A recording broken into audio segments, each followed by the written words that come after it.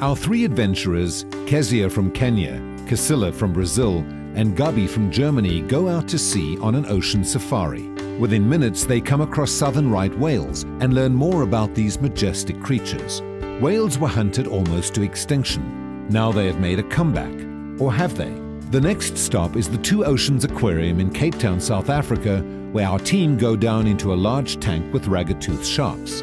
These sharks are ambassadors teaching people about the plight of sharks in our oceans. After a few years, these raggies will be released back into the ocean. A small pond has held a secret for centuries. Now, tourists visit the pond to see and feed the eels that live here. These eels will leave the pond at around age 10, travel kilometers over land and through water to get to the sea, where their real journey begins. Traveling thousands of kilometers further to the spawning grounds off the northern coast of Madagascar.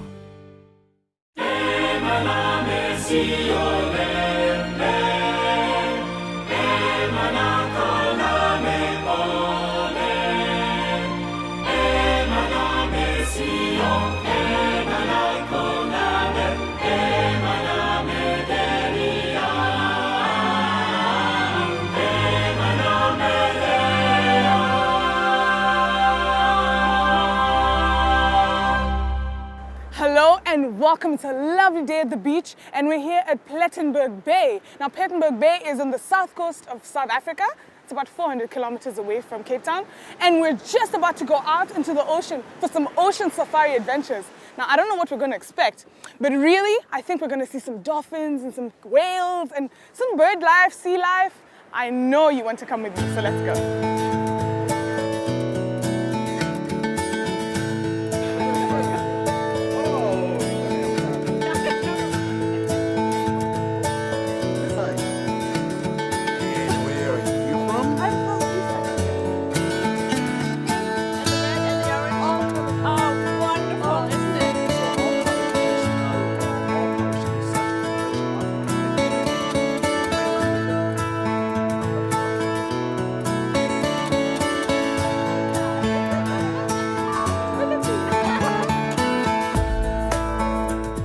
What do you expect we might see? Looking in this season, man, definitely southern right whales. Okay. Let's say about 10 minutes. That's our record. Where we expect to find our first sighting. Yeah. Excellent. This way. Ocean Blue Adventures offers ocean safaris for tourists. Having a special permit, their boat can approach whales up to 50 meters instead of the usual 300-meter restriction. This allows for up-close and personal encounters. The boat is launched in a very unusual way. A four-wheel drive vehicle pushes the boat off the sandy beach at high speed. There we go! Hey, there we go. That's the launch. Yeah. Okay, folks. What we're going to do now, towards the left-hand side is Kierboom's area. Towards the right is the Roebuck Peninsula. So if we're going to be running this direction, we'll be actually searching for the southern right whales.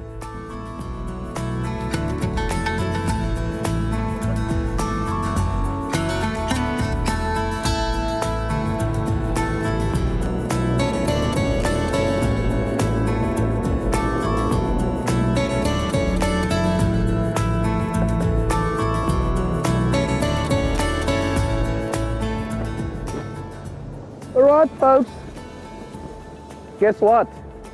We just gone past a southern right whale. And remember that the animals can actually pick up the sound from the engines. They are aware of the presence of the boat. If you look at this one at 12 o'clock coming towards us, it's a good sign that the animal might be comfortable with the presence of the boat.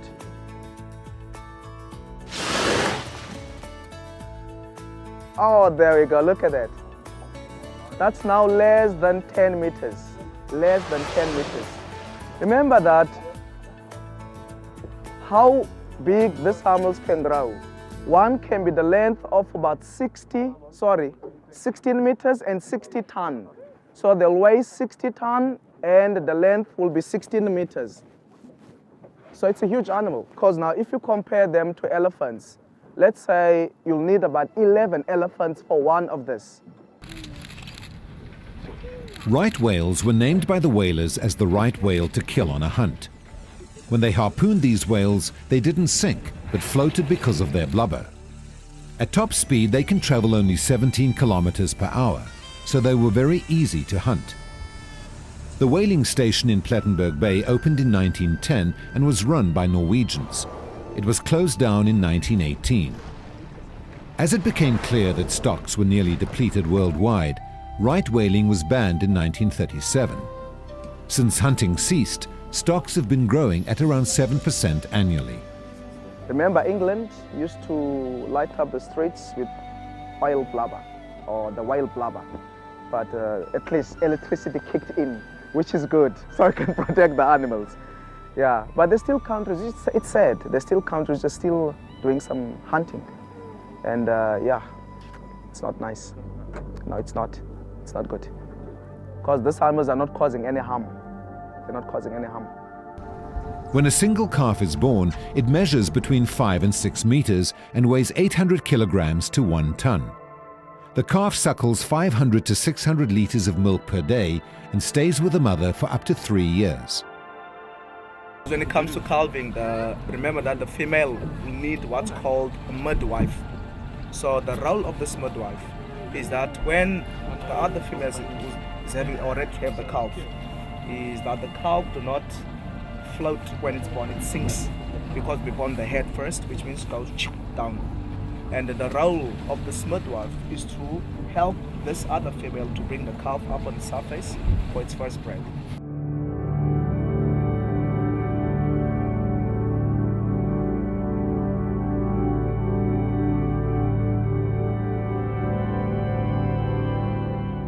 Advice, if it does happen that this whale go under the boat or below the boat, just stay calm. Don't do anything. Except when it pops up on the other side, then you take its pictures. Remember that, as I mentioned, that they are not aggressive. This is not, what do you call it, Moby Dick.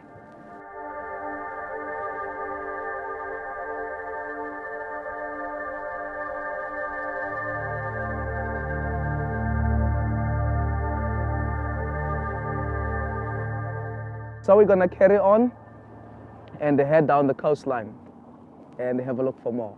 But with regulations, folks, everybody please just know this, is if we drive past whales and anything to do with the mother and the calf, know that we cannot stay. We have to go past.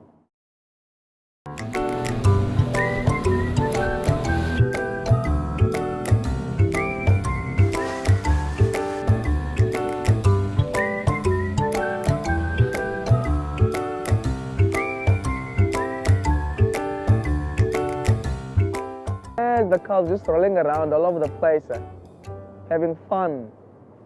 Life is good. Such a beautiful thing to see. Look at that.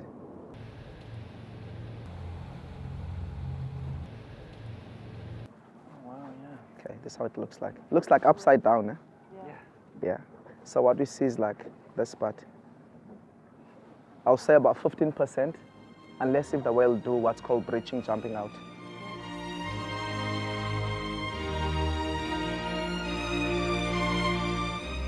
Around Plettenberg Bay's peninsula, about 4,500 Cape fur seals have made their home.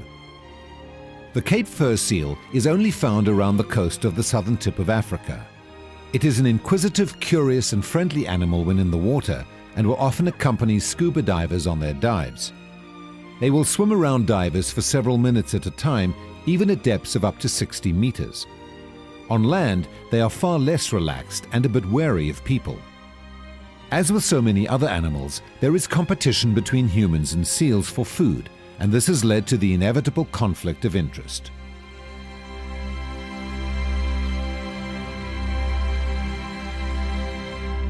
And what our skipper is going to do now, the real truth, is that he's going to actually have to drive this boat on a fast pace back to land. As the boat's going to go off the water, it's going to go sandbank, slide, and come to a quick stop or sudden stop. Now my advice to everybody, please everybody, use the rail in front of you, hold tight.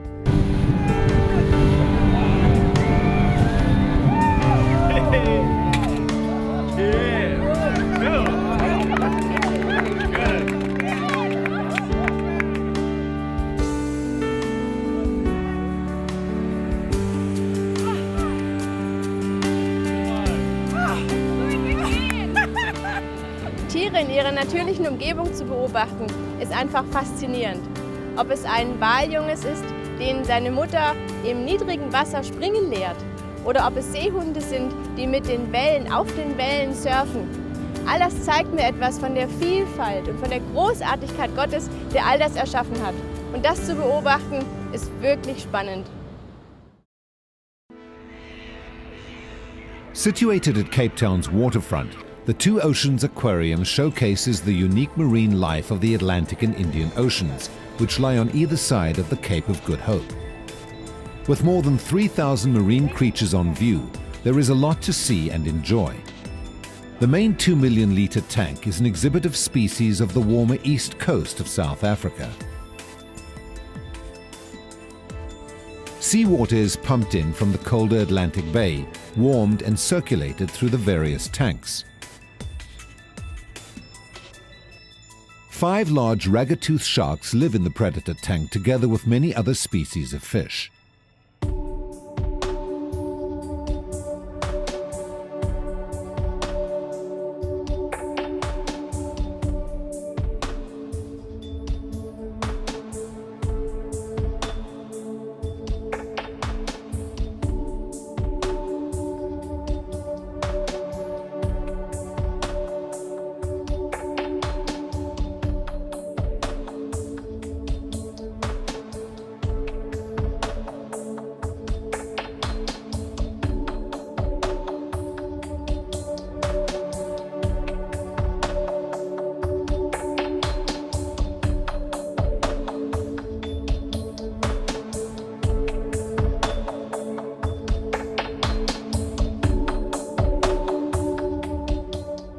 Qualified divers can go diving inside the predator tank with the ragged-toothed sharks. Gabi and Andre decided they would go down and see what they could find.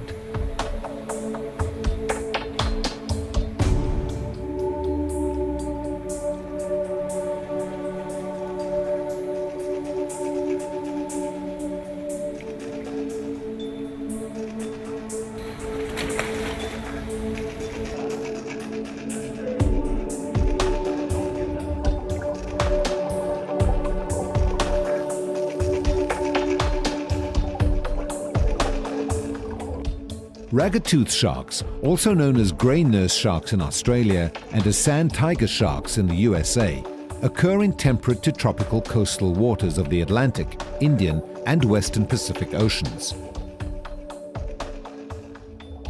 Like all sharks, ragged-toothed sharks have a cartilaginous skeleton. They grow to about 3,2 meters in length and live to about 30 years of age. Sharks' teeth are arranged in rows that continually move slowly forward, like conveyor belts. This ensures a constant supply of sharp new teeth and results in sharks losing and replacing thousands of teeth in a lifetime. Divers in the aquarium like to look for shark teeth on the floor of the tank.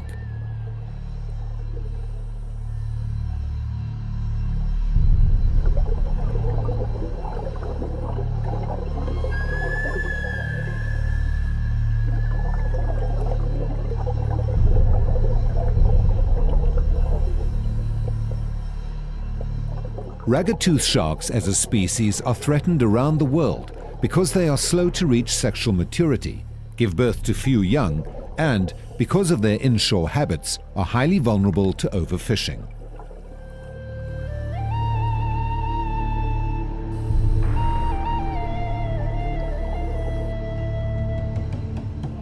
Eagle rays are bottom dwellers which use camouflage, toxic spines, or electric shocks to defend themselves against predators.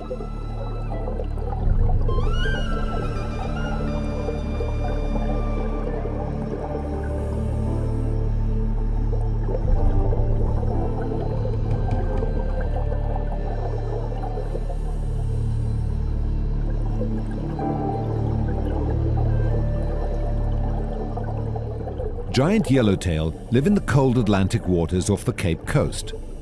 During the annual sardine run, they migrate towards the eastern coast of southern Africa to feast on the sardines. These juvenile ragged-tooth sharks act as ambassadors for their species, as the aquarium only displays them for a short period of time before returning them to the wild. Once they reach a certain size, they will release them further east, at Buffalo's Bay, where other ragged-tooth sharks of similar age are found. Quando eu estava aqui do lado de fora, eu estava imaginando o que a nossa equipe estava olhando embaixo, em vez de nadar e tal. E aí, quando eles vieram para o lado de fora, eu recebi um presente especial do pessoal. O dente do tubarão. Okay, so we're here at Palang Hut. I'm very excited. We're just about to take a look at the freshwater eels. Now, the freshwater eels, about maybe 7 or 8 of them, and maybe 15 years of age. But we are going to go and find all that out, but we have to feed them to get them out. So you want to come with me? Let's go.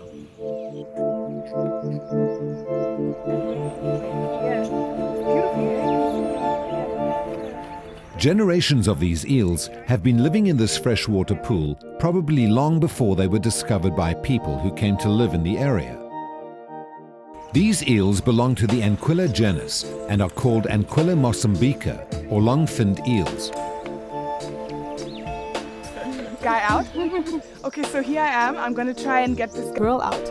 I know she's down here. So I'm going to put my hand in and see if she'll come in, as if I'm feeding her. So, where are you?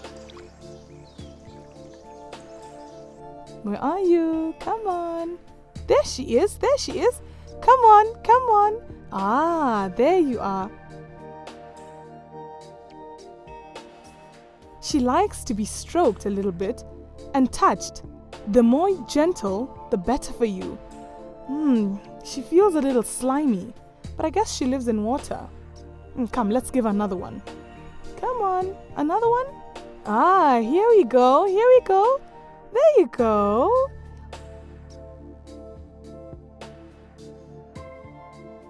You see?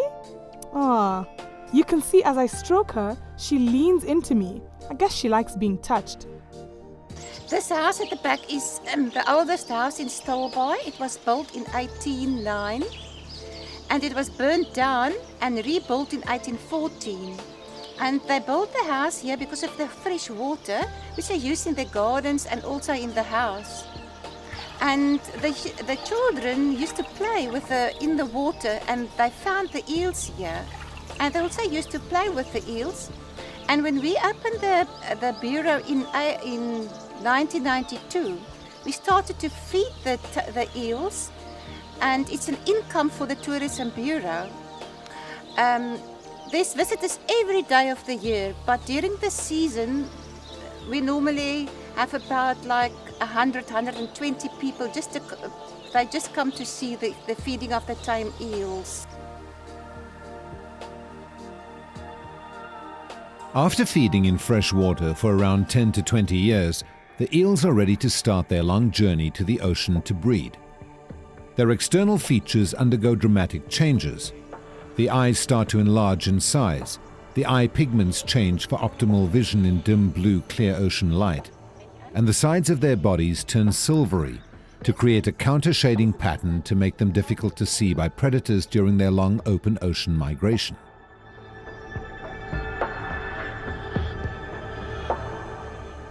From many southern African river systems, the eels make their long journey to their spawning grounds in the Indian Ocean north of Madagascar. To accurately return to the same place and at the same time, eels use the Earth's magnetic field in order to navigate. They travel thousands of kilometers to meet up with the males where they mate and spawn. The larvae are then carried to the coast by the ocean currents.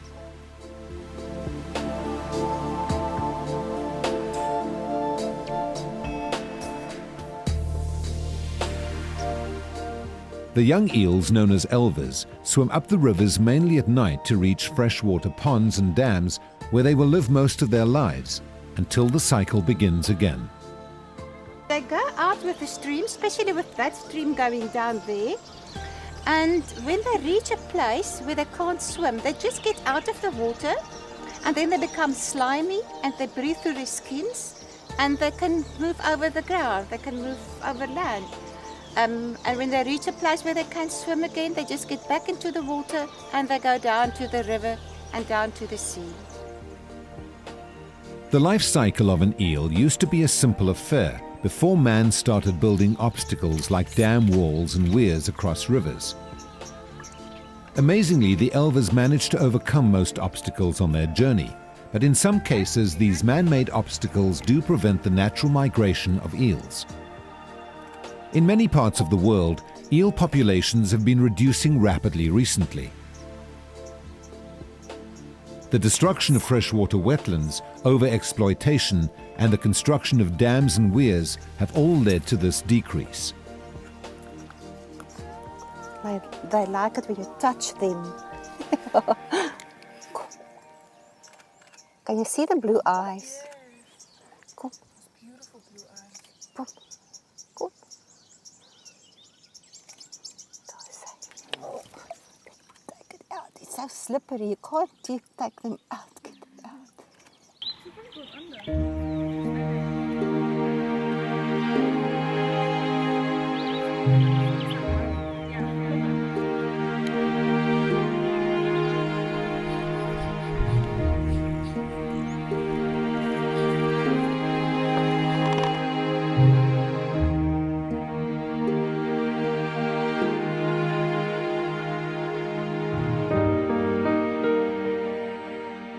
It was a humbling experience being in a tank with such large sharks.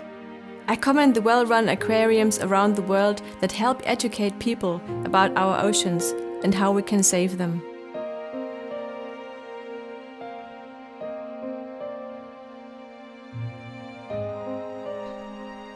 What fascinated me the most was the fact that eels travel so far and know exactly where to return. It's as if they have their own built-in GPS. It is likely that the eel integrates a sort of map for the journey that she will use to return someday to continue the cycle of life. How amazing that they had GPS long before we had it. When I see the huge whales, I cannot help but marvel at God's creation. He created tiny microscopic creatures as well as these majestic whales that travel almost across the globe in our precious oceans and return each year to Cove and for us to see them. Thank you for joining us on Animal Encounters. As we have experienced and encountered these wonderful creatures, may it bring you closer to an encounter with their wonderful creator. Until next week, God bless.